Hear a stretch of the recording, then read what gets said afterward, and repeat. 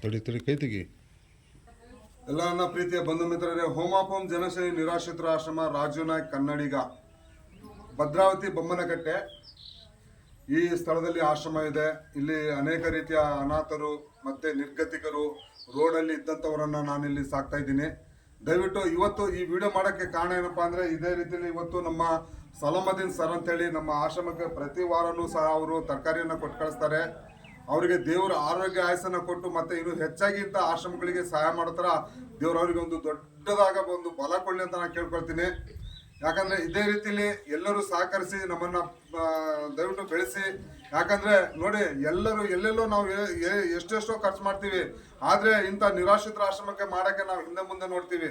ಯಾಕಂದ್ರೆ ನನ್ನ ಪ್ರೀತಿಯ ಬಂಧು ಮಿತ್ರರೇ, ಮಾಡುವಂಥವ್ರು ನೀವು ದಯವಿಟ್ಟು ನೀವು ಸಹಾಯ ಮಾಡಿ.